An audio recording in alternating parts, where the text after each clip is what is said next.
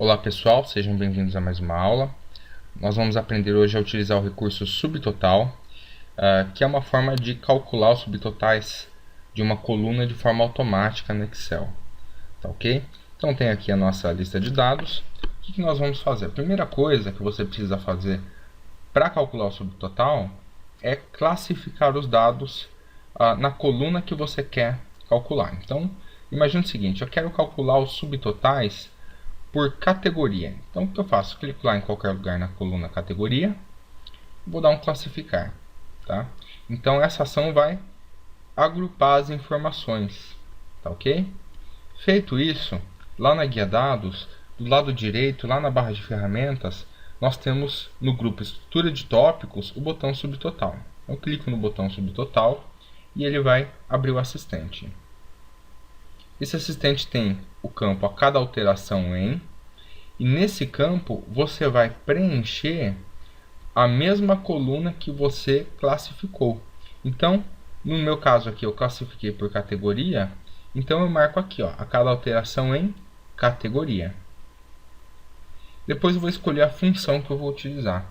Então eu quero um subtotal que faça a média, e ele vai calcular a média do quê? Bom, como eu só tenho duas colunas aqui que são valores numéricos, que eu posso somar ou fazer média, eu vou selecionar aqui a coluna preço, tá? Então, eu vou fazer um subtotal por categoria, que vai calcular a média dos preços. Tá legal? Dá um OK.